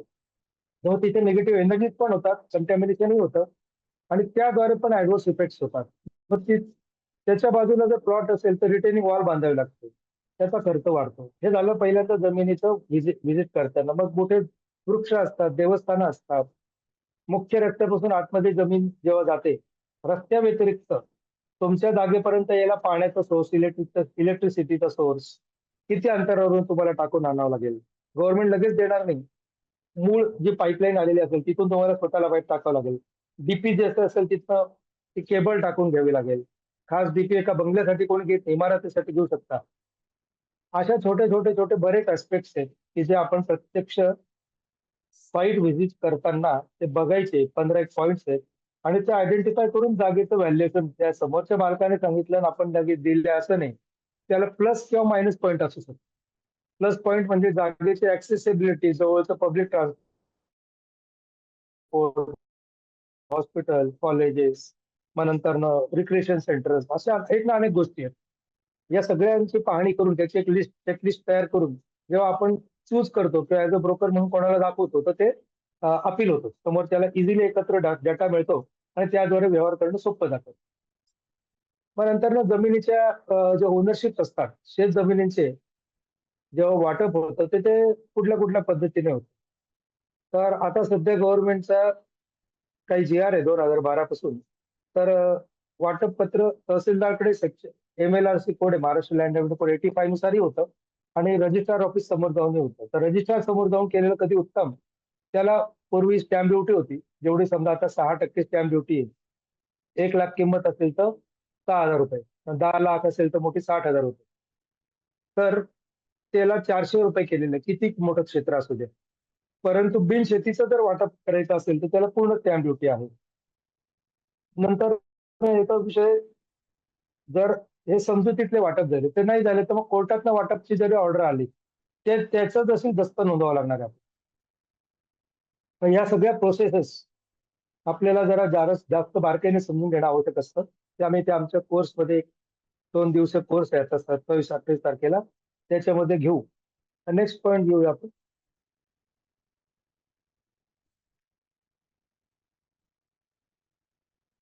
हम्म. आता जमिनीची ओनरशिप कुठल्या पद्धतीने मिळते. आपण जेव्हा सातबारा काढतो, सातबाऱ्यावरती नोंदी असतात आणि नोंदीमध्ये हे जे समोर लिहिलेली लिस्ट आहे, यातले कुठल्या तरी एका पद्धतीने ओनरशिप मिळत असते. खरेदीने म्हणजे सेल डीडच्या द्वारे मिळते. तो एखादा माणूस खरेदीदार आहे, त्याने 1980 साली शेती घेतली आणि 2010 तो एक्सपायर झाला. त्याच्या पाठीमागे 2 मुलं 2 मुली आहेत. तर मग चौघं बाय डिफॉल्ट वारस आहेत. वारस हक्काने त्यांना बाय डिफॉल्ट जागा तर मिळाली, परंतु एक अर्ज आहे, एक अर्जाचा नमुना आहे, मृत्यूचा दाखला आहे, ऍफिडेव्हिट आहे, त्याद्वारे वारस म्हणून वारसची एक नोंद बनते 6 क, गाव नमुना नंबर 6 क, आणि ते वारस नोंद, वारस पत्रक बनवून वारस नोंद बनते आणि ओनरशिप येते. मग बऱ्याच ठिकाणी अशी प्रथा आहे सोशली की लग्न झालेल्या मुलींना शेअर द्यायचे नाही. कायद्याने शेअर आहेत. हिंदू सक्सेशन ऍक्ट 1956 नुसार काही शेअरचं पर्सेंटेज वेगळं होतं. 2005 नंतर ज्या मुलींचं लग्न होतं त्यांना इक्वल शेअर आहे आणि इतर धर्मियांसाठी पण शेअर आहेत, फक्त पर्सेंटेज वेगळं आहे. तर ते वारस हक्काने ओनरशिप तर मिळते. मग आता बहिणींना समजा खरोखर स्वेच्छेने स्वतःच्या भावाला किंवा अन्य वारसांना ती प्रॉपर्टी तब्दील करायची असेल तर त्याच्यासाठी हक्कसोड पत्र बनवलं जातं. त्या हक्कसोडद्वारे सुद्धा ओनरशिप मिळते. पूर्व त्या बहिणीचा शेअर भावाच्या किंवा अन्य आईच्या किंवा वडिलांची असेल आणि आई हयात आहे तर आईच्या नावाने ते हक्कसोड करून देऊ शकतात. आता हक्कसोड पत्र वहीच्या पानावर कोऱ्या स्टॅम्पवरती करून अनेक सातबाऱ्यांवरती नावं कमी झालेले आहेत बहिणींचे, परंतु ते कायद्याच्या दृष्टीनं चुकीचं आहे. नाव कमी झालं, सातबाऱ्याला नाव नाही म्हणजे ओनरशिप नाही असं होत नाही. सातबारा आणि नोंदी फक्त महसूल कोणाकडनं घ्यायचा एवढ्या पुरतच त्याचं रिलेव्हन्स आहे. यासाठी अनेक हायकोर्ट आणि सुप्रीम कोर्टाचे अंतिम निर्णय झालेले आहेत, रिपोर्टेड जजमेंट ज्याला म्हणतात. त्यामध्ये स्पष्ट नमूद केलेलं आहे त्यांनी की ओनरशिप ट्रान्सफर व्हायची असेल इमोव्हेबल प्रॉपर्टीची तर ते रजिस्ट्रेशन व्हायला पाहिजे. आणि हा कायदा 1908 चा आहे, रजिस्ट्रेशन ऍक्ट 1908. त्याच्यात 2 सेक्शन आहेत. सेक्शन 17A आणि 17B. त्यात सांगितलेलं आहे, की any movable property priced above ₹100 has to be compulsory registered for transfer of property. Transfer of property act सुद्धा 1882 आहे. ब्रिटिश आपल्याकडे येऊन गेले होते. त्यांनी अनेक कायदे बनवले आणि आज आपल्याला त्याच्यामधनं ऍडमिनिस्ट्रेशन अनेक पातळ्यांवरती वरदान देऊन गेले. काही ठिकाणी लूट पण करून गेले आणि काही ठिकाणी वरदान हे त्याच्यातला पार्ट आहे. हा ब्रिटिशकालीन कायदा आहे. 1856 मध्ये पहिल्यांदा बनला आणि 1908 मध्ये थोडं त्याच्यात एक महत्वाची दुरुस्ती झाली. तर तो रजिस्ट्रेशन शिवाय ट्रान्सफरच होत नाही. तर मग बहिणींचे हक्क नाव नाही आणि तरी व्यवहार करून टाकला. तर काय होतं त्याच्यातनं?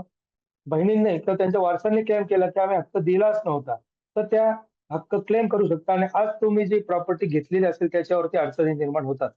मग त्या रिझॉल्व्ह कशा करायच्या? कुठे जातं? काय प्रकरण चालतं? तो आपण त्याचा उपभोग त्या वर्कशॉपमध्ये करणार आहोत. वारस हक्क आणि हक्क सोडपत्राद्वारे ओनरशिप माणसाला ट्रान्सफर होत असते. पण ते हक्क सोडपत्र मात्र रजिस्टर्ड असणं अपेक्षित आहे. नाही तर हक्क गेलेले नाही. केवळ सातबाराचं नाव कमी झालं त्याने जात नाही. मग येतं मृत्यूपत्र. म्हणजे परंतु इंग्लिशमध्ये त्याला विल डीड म्हणतात म्हणून हल्ली त्याला इच्छापत्रही म्हणतात. ते ओरल पण चालतं. प्लेन कागदावरती चालणार आहे. स्टॅम्प लावलेलाच पाहिजे असं नाही. आणि रजिस्टर्ड असेल तर उत्तम आहे. मग ते ऍब्सोल्यूट कसं असतं? ते कसं बघितलं पाहिजे? की आणि समजा मृत्यूपत्राच्या आधारे एखाद्याला ओनरशिप मिळाली आणि आपल्याला ती जागा विकत घ्यायची. तिथं आपली सेफ्टीसाठी काय केलं पाहिजे? ते असे खूप सारे टर्मिनॉलॉजीज आज सरांनी आपल्याला सांगितलेलं आहे. तर हा खूप कॉम्प्लेक्स विषय असतो. म्हणजे याच्यामध्ये कधी-कधी काही-काही व्यवहारांमध्ये आपल्याला न माहिती नसल्यामुळे तुमचे व्यवहार हे गडबडमध्ये येऊ शकतात. सो आज सरांनी आपल्याला त्या गोष्टी सांगितल्या. तसंच चांगल्या तुम्हाला खूप नॉलेज राहिलं तर तुमचा व्यवहार हा खूप चांगल्यारीत्या होऊ शकतो. डॉक्युमेंटेशन खूप चांगल्यारीत्या होऊ शकतात. सो हे सगळं आज आपल्याला सरांनी सांगितलंय. तुमचे जे काही प्रश्न आहे आपण आता one by one questions cover करूयात. त्याच्या आधी आपल्यासोबत प्रशांत पाटील सर जॉइन झालेले आहेत. ज्यांनी रिसेंटली आपला लँड एक्विजिशनचा जो आहे 2 डेजचा वर्कशॉप त्यांनी अटेंड केलेला. सो मी प्रशांत सरांना रिक्वेस्ट करतो की सर तुमचा अनुभव कसा होता? आय थिंक ते थोडं आता ड्रायव्हिंगमध्ये आहे. बट तरी ते जॉइन झाले आपला अनुभव शेअर करायला. तर मी प्रशांत सरांना रिक्वेस्ट करतो की तुमचा अनुभव एक थोडक्यात सांगा. अ, आवाज येतोय सर माझा? Good evening. गुड इव्हनिंग हो, ऑल. येतोय. हो. हो, आवाज येतोय? हा. येतोय. सर, त्या वर्कशॉपमध्ये जे माहिती आणि जे डिटेल्स इतके सांगतात सर, म्हणजे ही अशी माहिती आपल्याला कुठेच कधीच कोणीच म्हणजे सांगणार नाही किंवा अशी नाही. म्हणजे अगदी डिटेल माहिती डाऊट पडतो जेव्हा त्या वर्कशॉप मधून माहिती मिळाली. आणि ऍक्च्युली मला असं वाईट वाटलं की यार, या वर्षासाठी माझ्यासोबत म्हणजे आई वडील म्हणजे आईसोबत वडील किंवा बाकीचे महत्वाचे लोक पण पाहिजे होते, ज्यांना हे गोष्टी त्यांनी व्यवहार केलेत, त्यांना हे व्यवहार करायचे. नेक्स्ट वर्कशॉपला मी नक्कीच माझ्या वडिलांना पण घेऊन येईल आणि त्यासोबतच जे काही आमचे लोक आहेत, ज्यांना फॅमिलीमधले ज्यांना या व्यवहारांचं गरज पडते, कारण की या गोष्टी माहिती असण्याची, त्यांना मी सांगणार आहे नक्कीच. तर हे खूप इम्पॉर्टंट आणि खूप चांगला उपक्रम आहे. आणि देवेंद्र सरांचं जे नॉलेज आहे ते खूप असते, म्हणजे नॉन स्टॉप कंटिन्यू सांगत असतात सर. त्यांचं जे फ्लो असतो ना, तो एकदमच खतरनाक फ्लो असतो. तर खूप छान. Yes, thank you. Prashant Patil हे डॉक्टर आहेत स्वतः. हा, चाइल्ड स्पेशलिस्ट आणि डायबेटिस पण आहेत. Right, right. येस. सो हा प्रोग्राम असा आहे की हा सगळे ज्यांना इन्व्हेस्टमेंट करायची आहे, हा सगळ्या त्या इन्व्हेस्टरसाठी सुटेबल आहे. मग तुमचं कुठलाही बॅकग्राऊंड असो, तुम्ही डॉक्टर असो किंवा तुम्ही एक असा किंवा कुठलाही बॅकग्राऊंड असा, हा तुम्हाला खूप सोयीस्कर असेल. ॲट द सेम टाईम जर का तुम्ही एक ब्रोकिंग किंवा कन्सल्टिंग फील्डमध्ये आहे, रिअल इस्टेटच्या या लॉयर जरी असेल तुम्ही किंवा आर्किटेक्ट असेल, त्या सगळ्यांच तुमच्यासाठी पण हा खूप चांगला फायदेशीर असेल. कारण तुम्ही तुमच्या क्लायंट्सला एक चांगली सर्व्हिस देऊ शकाल. चांगल्या नॉलेजने तुम्ही त्यांना एक चांगल्या प्रकारे व्यवहार घडवून आणू शकतात. सो आपल्याला हा जो 2 दिवसाचा वर्कशॉप आहे, याच्यामध्ये खूप इंटेन्सिव्ह जे आजच्या या वेबिनारमध्ये गाईड केलं, हा पूर्ण इन डेप्थ शिकवला जातो. ऑफलाईन असतो हा पूर्णपणे आणि हा जो वर्कशॉप आहे, हा नाशिकमध्ये ऑर्गनाइज केला जातो आणि 2 पूर्ण दिवस असतात. म्हणजे 2 फुल डेज मध्ये तुमचा स्टे म्हणजे जे बाहेरचे लोक आहेत त्यांच्यासाठी स्टेची सुद्धा सुविधा असते किंवा जे लोक अपडाऊन करून येऊ शकतात 2 डेज साठी तर तुमच्यासाठी खाण्याची व्यवस्था आणि ट्रेनिंग हे पूर्ण इंटेन्सिव्हली या 2 दिवसामध्ये आम्ही कव्हर करतो.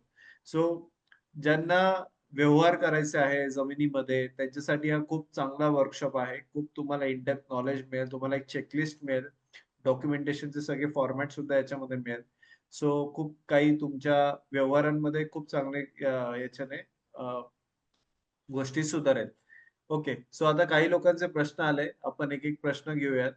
सो पहिला आहे की sir what is class 1 and class 2 in 7/12? भोगवटदार 1 आणि भोगवटदार 2 याचा अर्थ असा आहे, एक बेसिक समजून घ्या. भोगवटदार 2 याचा अर्थ शासनाने ती जमीन कुठल्या तरी पर्पज साठी समोरच्या व्यक्तीला दिलेली आहे. एक साधारण उदाहरण घ्या की आता 2 वर्षापूर्वी नीरज चोप्राला ऑलिम्पिकमध्ये गोल्ड मेडल मिळालं जॅव्हेलिन थ्रो मध्ये. तर हरियाणा सरकारने त्याला जमीन देऊ केली. महाराष्ट्रामध्ये हेमा मालिनीला आणि सुभाष घईला गव्हर्नमेंटने स्वतःची जमीन दिली काहीतरी एका कंडिशनवरती की तुम्ही ती त्याच पर्पजसाठी वापरा. मिलिटरीतला एखादा व्यक्ती आहे, त्याने मिलिटरीचं त्यांचं टेन्युअर असतं 15-20 वर्ष. ते संपल्यानंतर त्यांनी काय करायचं? त्यांनी एखाद्याने ठरवलं तुम्हाला शेती करायची. तर त्याला त्या शेती पर्पजसाठी जेव्हा दिली जाईल जागा, तेव्हा त्याला रिस्ट्रिक्टेड टेन्युअर म्हणतात आणि ते भोगवटदार 2 होईल. म्हणजे जिथे-जिथे भोगवटदार 2 आहे, ते शासनाने कुठल्यातरी पर्पजसाठी जागा दिलेली आहे आणि ती विक्री करताना शासनाची परमिशनशिवाय विक्री होणार नाही. आणि परमिशन जेव्हा मिळेल तेव्हा नजराणा पे करायचा आहे. तो भोगवटदार 2 आणि भोगवटदार 2चं एकदा पेमेंट झालं की ते भोगवटदार 1 होते म्हणजे ओपन. तुम्ही बिना परमिशन हे रिस्ट्रिक्शन नाही आणि बिना परमिशन विकू शकता. म्हणजे येणे आणि वगैरे इतर त्या परमिशनचा विषय वेगळा, परंतु शासनाचं बर्डन संपलं त्याच्यावरती असं. ओके. पुढचं आहे की सर आपण हे कसं क्रॉस व्हेरिफाय करायचं की हे पेपर खरे आहे का खोटे आहे? एका प्लॉट विकत घेण्याच्या आधी. आपण हेच शिकणार आहे कोर्समध्ये इन डेप्थ. पण एक जर का शॉर्ट आन्सर तुम्हाला द्यायचं असेल तर. आता याच्यामध्ये हे आपल्याला गव्हर्नमेंटच्या ऑफिसेस मधनं रेकॉर्ड काढावं लागतं. रेव्हेन्यू रेकॉर्ड म्हणजे बेसिक पहिल्यांदा आपण बघतो 7/12 आणि नोंदी. आता हल्ली साधारण 2000 नंतरचे 7/12 आणि नोंदी बहुतांश ठिकाणच्या ऑनलाईन देखील आहेत. तर ऑनलाईन 7/12, 6ड आणि 8 म्हणजे खाते उतारा हे कसे काढायचे ते पण आपण ऍक्च्युअली लाईव्ह डेमो करू. आणि नंतर जे जे दस्त नोंदले जातात त्यांचा एक इंडेक्स 2 असतो. म्हणजे इंडेक्स 2 नावाचं एक रजिस्टर मेंटेन असतं. त्याच्यामध्ये ते डॉक्युमेंटचा उल्लेख असतो. ते पण आपल्याला स्वतःला घरच्या घरी लॅपटॉपवरती बघता येतील कोणालाही कॉम्प्युटरवरती. कुठल्याही जमिनीचे. ते कसं बघायचं त्याचं आपण ऍक्च्युअल लाईव्ह बघूया. आणि ते पेपर्स आपल्याला गव्हर्नमेंटच्या ऑथराइज्ड वेबसाईट्स आहेत तिथनं आणि त्या ऑफिसेस मधनं मिळवायचे असतात. तहसील रेकॉर्ड, कलेक्टर रेकॉर्ड आणि लँड रेकॉर्ड ऑफिस तिकडनं. ओके. सर एखादा सेलर एखादा जेन्युइन आहे का नाही हे कसं ओळखायचं? म्हणजे ग्रीन फ्लॅग्स काय असतात? रेड फ्लॅग्स काय असतात? हा, तर रेड फ्लॅगचं तर असं आहे की काही लोक स्वतःला जे जास्त प्रमोट करतात, उहापोह जास्त करतात, त्यांच्या कोणाच्याही ओरल माहितीवरती कधी विश्वास ठेवू नये.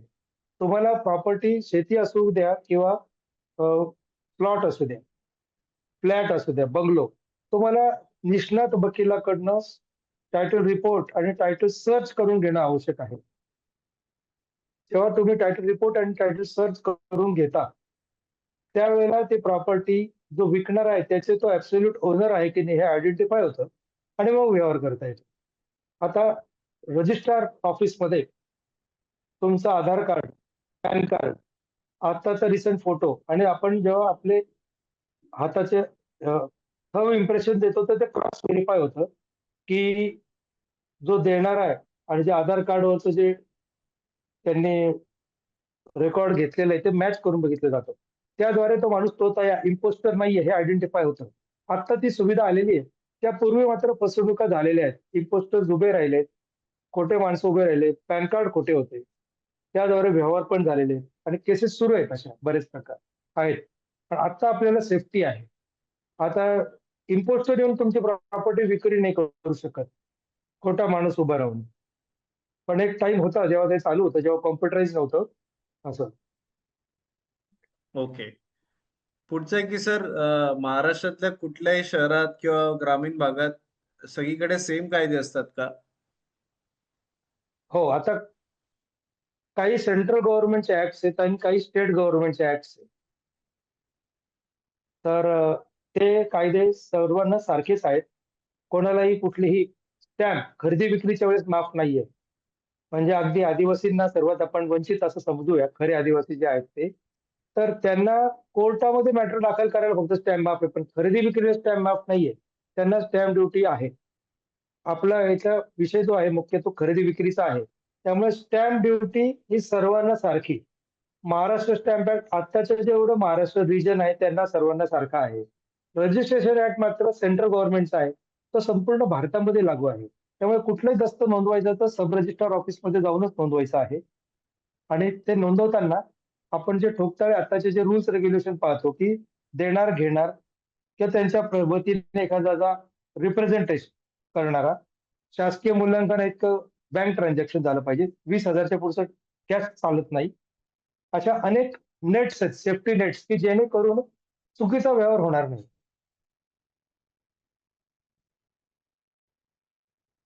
सोसायटी मात्र सोसायटी ज्या आहेत कोऑपरेटिव्ह हाऊसिंग सोसायटीज, त्या बाबतीमध्ये अजून बरीचशी संदिग्धता आहे. अजून तो एक प्रकारे आउटडेटेड कायदा झालेला आहे. त्याच्यात खूप दुरुस्त्यांची गरज आहे. परंतु आता सोसायटीचा व्यवहार करताना मात्र आपल्याला कुठले पेपर पाहिजे, हे रजिस्टर, शेअर सर्टिफिकेट, नंतरनं ट्रान्सफर सर्टिफिकेट्स असतं, अलॉटमेंट लेटर असतं, फाउंडर मेंबरला खरेदी नसते. त्यांचं दर वर्षाचं कुठलं रेकॉर्ड असलं पाहिजे, हे मात्र नीट बघून घ्यावं लागतं. सोसायटीचं काम व्यवहार करताना थोडंसं क्लिष्ट आहे, जास्त पेपरवर्क आहे आणि आउटडेटेड असल्यामुळे काय होतं, सोसायटीमध्ये रिडेव्हलपमेंटच्या वेळेस अनेक इश्यूज येतात महत्वाचे. सोसायटीचा फ्लॅट विकत घेताना म्हणजे एक समजून घ्या की मिनिमम 11 लोक लागतात सोसायटी बनवताना. त्या 11 लोकांनी एक एक प्लॉट विकत घेतला आणि इमारत बांधली, तर ते फर्स्ट ओनर जो असतो फाउंडर मेंबर, त्याला ओनरशिप अलॉटमेंट लेटरने होते. पण first owner to second owner, A to B, B to C, सर्व दस्त नोंदले पाहिजे. कारण रजिस्ट्रेशन ऍक्ट काय सांगतो, कुठलीही मूव्हेबल प्रॉपर्टी ट्रान्सफर करायची तर नोंदलेलं पाहिजे. सो सोसायटीसाठी फक्त फाउंडर मेंबरला एक्सक्लुजन आहे, की त्यांना रजिस्ट्रेशनने डॉक्युमेंट नाही मिळत, ओनरशिप त्यांना अलॉटमेंटने मिळते. बाकीचे पुढच्या फर्दर ट्रान्झॅक्शन जे असतात, ते सर्वांना रजिस्ट्रेशननेच मिळणार आहे. आणि रिडेव्हलपमेंटच्या वेळेस होतं काय, पूर्वीच्या काळी अनेक बिल्डर्स इमारत बांधून झाल्यावरती जेवढं कमेन्समेंट आणि कंप्लिशन असेल, 1-2 मजले किंवा काही फ्लॅट्स एक्स्ट्रा बांधून टाकायचे आणि त्याचं अलॉटमेंटच्या द्वारे ओनरशिप देऊन टाकायचे. मग त्यांना ओनरशिप नसते अशा लोकांना, एक्स्ट्रा लोकांना.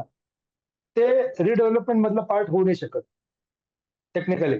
समजून घ्या ना, एखाद्याचं क्षेत्रफळ 1000 मीटर आहे. तर तिथे जर 1500चं बांधकाम असेल, तर ते 500 लोकांचं अनऑथराइज आहे. त्यांची ओनरशिपच नाही. ते डॉक्युमेंट नाही करू शकत. सोसायटी सोडून बाकीकडे सर्व क्लॅरिटी आहे. असं. ओके.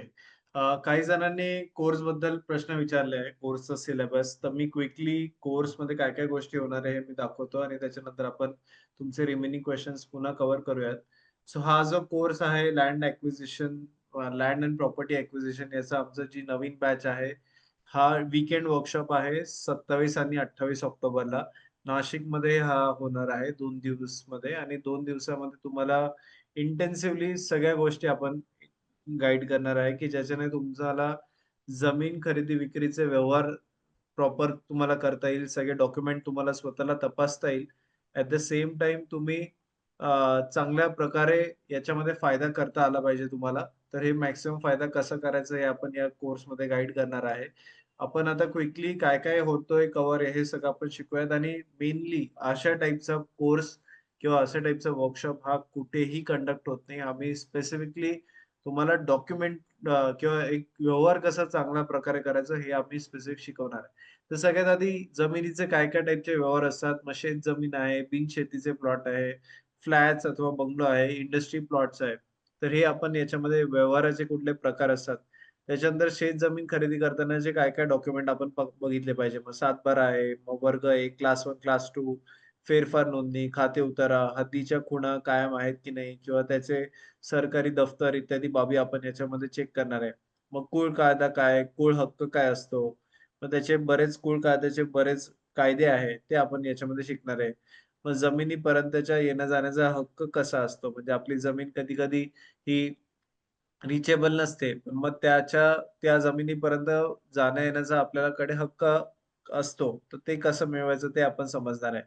मार्केट रेट आणि सरकारी मूल्यांकन कसं करायचं? म्हणजे एक कुठल्याही लँडचं एक सरकारी गव्हर्नमेंट व्हॅल्युएशन वेगळं असतं आणि मार्केट रेट वेगळं असतं. तर ते कसं समजायचं? मग जमिनीची महसूल पावती आहे, शेत जमिनीची वाटप पद्धती कशी असते? मग आदिवासी जमीन असते किंवा बिगर आदिवासी जमीन असते, तर त्याच्यासाठी काय परवानगी लागतात, हे आपण याच्यामध्ये शिकणार आहे. मग जमीन मालकी कोणत्या प्रकारे मिळते? मग त्याचे खरेदी असेल, वारस हक्क असेल, मृत्यूपत्राने मिळते, बक्षीसपत्राने मिळते, कोर्टाच्या आदेशाने मिळते, ते आपण शिकणार आहे. मग इनामी जमीन काय असते? मग एक डॉक्युमेंट एखाद्या अपार्टमेंट किंवा तुम्ही प्लॉट खरेदी करताना काय-काय कागदपत्रे बघितले पाहिजे. मग त्याच्या रिलेटेड आपण सगळं तुम्हाला याच्यामध्ये शिकवणार आहे. व्यवहार करताना अथवा त्यानंतर वाद उपस्थित झाल्यास काय-काय कसा न्याय मिळवायचा, कसं एन्शुअर करायचं, की तुम्हाला जर का काही चुकीचा वाद जरी झाला, तर कसं एन्शुअर करायचं, की ते चांगल्या प्रकारे होईल. आता खूप असे व्यवहार असतात, की त्याच्यामध्ये खूप मोठ्या प्रकारचे पण वाद उभे होतात, की ज्याच्यामध्ये म्हणजे तुम्ही शेतकऱ्यांसोबत व्यवहार करायला गेले किंवा तुम्ही जमिनीच्या मोजमापमध्ये तुम्हाला प्रॉब्लेम्स येतील. बऱ्याच ठिकाणी असे वाद येतात. कधी ट्रायबल लँडचे वाद येतात किंवा बरेच असे प्रकारचे वेगवेगळे विविध प्रकारचे वाद हे जमिनीमध्ये येत असतात आणि या सगळ्यांपासून आपण कसं फुल प्रूफ राहू, सिक्युअर्ड राहू किंवा आपण जर का तुम्ही रिअल इस्टेट एजंट आहे किंवा तुम्ही ब्रोकर आहे, कन्सल्टंट आहे, तर तुमच्या क्लायंटसाठी तुम्ही कसं चांगल्या प्रकारे मार्गदर्शन केलं पाहिजे, हे आपण इन डेप्थ शिकणार आहे. तर 2 दिवसाचा हा वर्कशॉप आहे. 2 दिवसामध्ये तुमचा लंच, हाय टी हे सगळं इन्क्लुडेड असेल आणि हा जो वर्कशॉप आहे, हा नाशिकमध्ये उद्योग वर्धिनीच्या हेड ऑफिसमध्ये होणार आहे आणि इकडेच हा तुमचा 2 डेजचं इंटेन्सिव्हली तुम्हाला सगळं ट्रेनिंग मिळणार आहे. तर कॉन्टॅक्ट करण्यासाठी हा आमचा नंबर आहे. तुम्ही या नंबरवर आम्हाला संपर्क करू शकतात आणि रजिस्ट्रेशनसाठी तुम्हाला काही मदत पाहिजे असेल, तर तुम्ही करू शकता. At the same time registration करायला हीच वेबसाईट आहे. तर इकडे तुमचं name, email ID, city, occupation, तुमचं एज एवढे डिटेल्स फिलअप करा. त्याच्यानंतर इथे 2 ऑप्शन आहे. जर का विथ स्टे म्हणजे तुम्ही जर का बाहेर गावाहून येणार असाल, तर तुम्हाला विथ स्टे ऑप्शन आहे किंवा तुम्ही जर का नाशिकच्या आसपास आहे, अपडाऊन करू शकतात, तर तुम्ही विथआऊट स्टे. तर तुम्ही 6000 विथआऊट स्टे फी आहे आणि जर का तुम्ही विथ स्टे पाहिजे तर 8000 फी आहे. तर तुम्ही दोघांपैकी कुठलाही ऑप्शन निवडू शकतात आणि या वर्कशॉपला रजिस्ट्रेशन करू शकतात. या सॅटर्डे, संडेला हा 2 फुल डेज आम्ही वर्कशॉप घेतोय आणि इथून पुढे हे जे सणाची खरेदी आहे किंवा कुठली आहे, तर तुम्ही चांगला अभ्यास करून खरेदी करा. किंवा तुम्हाला कोणाला कन्सल्ट करायचं असेल, तर तुम्ही चांगला अभ्यास करून खरेदी करा. त्यांना कन्सल्टिंग करा. तर खूप तुम्हाला याच्यामध्ये फायदा होऊ शकतो. हा असा फायदा आहे, की जो लोकं युजुअली अशा टाईपचे वर्कशॉप करायला आमच्याकडे असे लोकं आलेले याच्या आधी, की जे कुठल्या ना कुठल्या वादमध्ये फसलेले आहे. कुठल्या ना कुठला त्यांचा व्यवहार बिघडला आहे आणि त्या लॅक ऑफ नॉलेजमुळे त्यांना खूप सारं नुकसान झालं आणि त्या नुकसान इथून भविष्यात पुन्हा नको व्हायला त्याच्यासाठी आमच्याकडे सगळे आतापर्यंतचे पार्टिसिपंट्स आलेले आहेत. पण तुम्हाला मी हेच रिक्वेस्ट करेल, की तुम्ही प्रोएक्टिव्ह मेजर्स घ्या.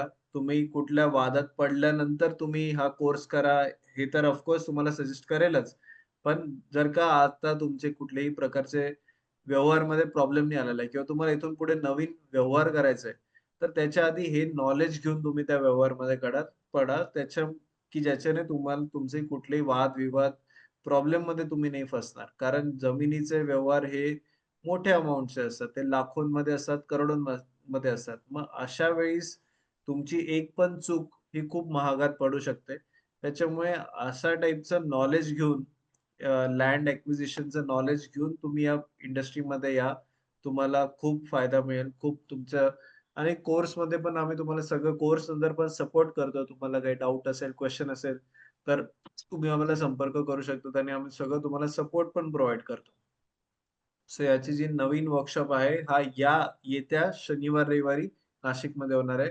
या कोर्सचं रजिस्ट्रेशन डायरेक्टली ऑनलाईन आहे. ओके. सो आता काही लोकांचे क्वेशन आहे. सर मुंबई नाही हा कोर्स ऑनलाईन अवेलेबल नाहीये. आता हा प्युअरली ऑफलाईन आहे आणि आम्ही खूप इन डेप्थ तुम्हाला ॲक्चुअल डॉक्युमेंटरी वगैरे दाखवून तुम्हाला शिकवतोय सगळ्या गोष्टी. तर त्याच्यामुळे आता हा कोर्स आम्ही ऑनलाईन नाही घेत आहे. तुम्हाला वीकेंड तुम्ही बाहेरगावाहून येत असाल, तर बरेच जण बाहेरगावावरून वरून येतात. सो तुम्हाला राहण्याची पण सोय आम्ही त्याच्यामध्ये करून देऊ शकतो. राहण्याची, खाण्याची सगळी सोय असते याच्यामध्ये इन्क्लुडेड. किंवा तुम्ही अपडाऊन करत असाल, तर एक तुम्हाला वीकेंड ॲडजस्ट करायचा आहे. पण हा एक वीकेंड तुम्हाला खूप फायदेशीर ठरेल आणि अशा टाईपचं नॉलेज मी गॅरंटी देऊ शकतो, की तुम्हाला कुठेही नाही मिळणार. कुठेही नाही. तुम्ही कुठेही फिरू शकतात, पण अशा टाईपचं नॉलेज, प्रॅक्टिकल नॉलेज कुठेच नाही मिळणार. ओके. पुढचं आहे, की येस. सो आम्ही हे या कोर्समध्ये तुम्हाला सगळी एक चेकलिस्ट आणणार आहे. डॉक्युमेंट्सची आम्ही तुम्हाला चेकलिस्ट तुम्हाला एक्सप्लेन करणार आहे. कुठल्या डॉक्युमेंटमध्ये काय-काय बघितलं पाहिजे हे सगळं या कोर्समध्ये आम्ही इन डेप्थ कव्हर करणार आहे. आणि प्रोसेस ऑफ प्लॉट्स म्हणजे प्लॉटिंग वगैरे कसं करायचं हे पण आम्ही याच्यामध्ये इन डेप्थ शिकवणार आहे. Okay. What is the future of Mumbai 3.0 in the coming couple of years? I think हा थोडा सब्जेक्टिव्ह क्वेश्चन आहे. तरी सर तुम्ही काही सांगू शकतात का, की मुंबई 3. नवी मुंबई जे बनतंय त्याच्याबद्दल तुमचं काय ओपिनियन आहे? आता शहराच्या विस्तारीकरणामध्ये आधुनिक पद्धतीने रस्त्यांची विड्थ म्हणजे बेसिक इन्फ्रास्ट्रक्चर जे म्हणतो, ते चांगल्या क्वालिटीचं मिळणार. रेट्सच्या बाबतीमध्ये बोलायचं झालं, तर रेट्स हाईक झालेलेच आहेत ऑलरेडी. मी 2दा तिकडे जाऊन आलो काही-काही वेगळ्या-वेगळ्या पार्टीबरोबर. परंतु तुम्हाला basic infrastructure, road, drainage system, पाण्याची सुविधा आणि ज्या फॅसिलिटीज ज्या पाहिजे शहरामधल्या, त्या मात्र अतिशय उत्कृष्ट असणार आहे. ॲक्सेसिबिलिटी म्हणतो ना बाय रोड, रेल्वे आणि एअर ते जास्त ईझी होणार आहे. जास्त मोठी फ्रिक्वेन्सीने उपलब्ध होणार आहे. रिअल इस्टेटच्या व्यक्तीच्या दृष्टीने ॲज अ इन्व्हेस्टमेंट म्हणून ते चांगलं ऑप्शन आहे. म्हणजे राइट. तुम्ही खरेदी-विक्री किंवा रेंटल ज्यांच्याकडे फंड्स आहेत त्यांनी घेऊन ठेवायचं, रेंटल द्यायचं. ते पण एक उत्कृष्ट ऑप्शन आहे. ओके. पुढचं आहे, की near guest price of ready reckoner book और इन्फो नोट प्राइस. माहित नाही आता हा प्रश्न काय रितिशा तुमचा. जर का तुम्ही रितिशा हँड रेज करून विचारू शकतात, तर मी तुमचा प्रश्न हां, घेऊ प्रत्यक्ष शकतो. विचारा. हां.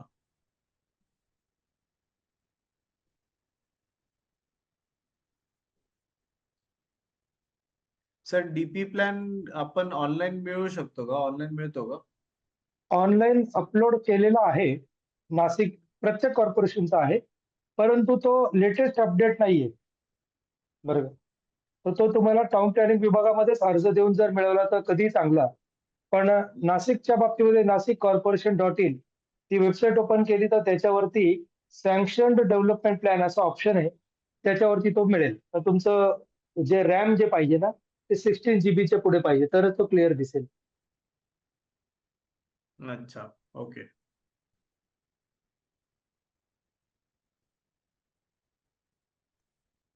येस. सो पोस्ट प्रोग्राम तुम्हाला जर जो पण सपोर्ट पाहिजे, तर तो आम्ही तुम्हाला पूर्ण सपोर्ट आम्ही याच्यामध्ये करणार आहोत. तर तुम्हाला काही डाउट असेल किंवा तुमचा personal in fact during the course तुम्हाला तुमचा फाईल घेऊन यायची असेल, तुम्हाला स्वतःचे व्यवहार असतील किंवा स्वतःचे डॉक्युमेंट्स असतील, तर ते तुम्ही घेऊन येऊ शकता. आपण कलेक्टिव्हली ते डिस्कस पण करू शकतो, या सगळ्या या कोर्समध्ये. त्याच्यामुळे हा ऑफलाईन आम्ही ठेवतो.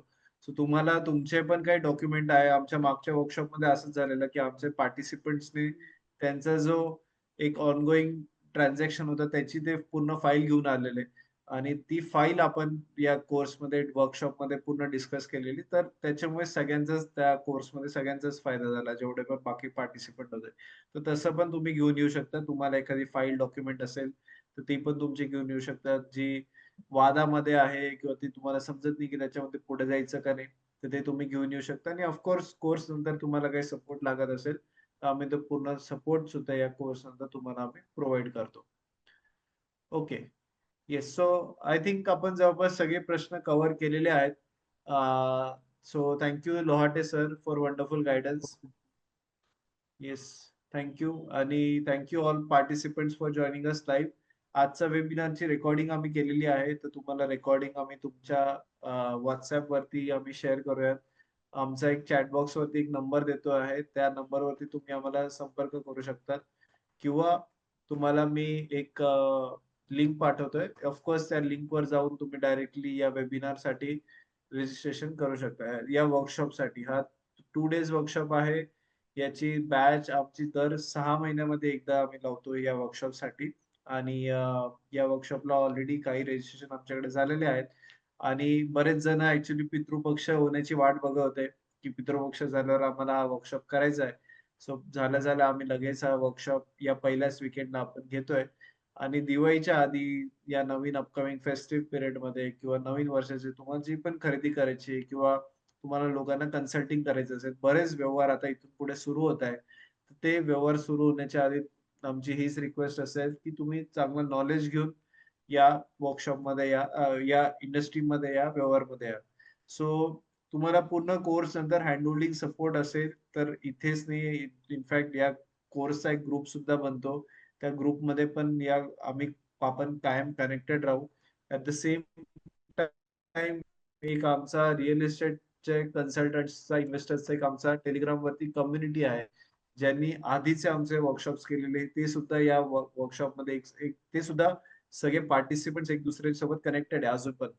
तर त्या कम्युनिटीचा तुम्हाला मेंबर बनता येतं. त्याच्यामध्ये जवळपास 100 मेंबर्स आहेत आणि पूर्ण महाराष्ट्रभरातून त्याच्यामध्ये मेंबर्स आहेत. तर त्या कम्युनिटीचे सुद्धा तुम्ही मेंबर बनतात, की ज्याच्याने तुम्हाला एक बाय बाय डे वन एक 100 पेक्षा जास्त असे लोक आहेत, की जे त्यांच्याशी तुम्ही नेटवर्क करू शकता. सो या वर्कशॉप मध्ये त्याचा पण तुम्हाला खूप चांगला फायदा होतो. ओके. ऑलराईट. थँक्यू. आणि ही ती कम्युनिटी आहे. इथे तुम्ही बघू शकता 100 पेक्षा जास्त आमचे मेंबर्स आहे रिअल इस्टेटमध्ये, आणि प्रत्येकाने त्यांचे इंट्रोडक्शन्स टाकलेले, कोण काय काय गोष्टीमध्ये काम करतं, आणि असे संपूर्ण महाराष्ट्रभरातून या वर्कशॉपमध्ये लोक या ग्रुपमध्ये कनेक्टेड आहे. तर असा तुम्हाला नेटवर्क सुद्धा मिळतो डे वन पासून. सो या नेटवर्कमध्ये तुम्ही इमिडिएटली सामील होऊन जातात आणि यांच्यासोबत सुद्धा तुम्ही ट्रान्झॅक्शन्स करू शकता. सो असे सगळे आमचे पार्टिसिपंट्स आहे. खूप चांगल्या प्रकारे आज सगळेजण काम करतात आणि यांच्यासोबत तुम्ही नक्कीच कनेक्ट होऊन जा. तर हा सुद्धा तुम्हाला एक ॲडिशनल बेनिफिट आहे, जो या कोर्समध्ये तुम्हाला मिळतो. सो सगळे आमच्या अल्युमनाय सोबत सुद्धा तुम्हाला नेटवर्किंग करायला मिळेल. इथे ट्रान्झॅक्शन सुद्धा होतात, नवीन-नवीन डील्स पण येतात. तर या ग्रुपमध्ये तुम्ही शामील होऊ शकतात. Okay. So thank so much everyone. इथेच आपण आजचा हा वेबिनार थांबवूयात. या वर्कशॉपमध्ये तुम्ही जरूर शामील व्हा. नवीन जो कोर्स आहे तो चालू होतोय या वीकेंडला. म्हणजे नवीन बॅच म्हणजे या वर्कशॉपचा जो न्यू बॅच आहे, वीकेंड बॅच आहे, ती 27-28 या शनिवार रविवारी फुल डे होणार आहे. सो लोहाटे सरच पूर्णपणे याच्यामध्ये गाईड करणार तुम्हाला. So thank you and have a good night everyone. Thank you. Good night.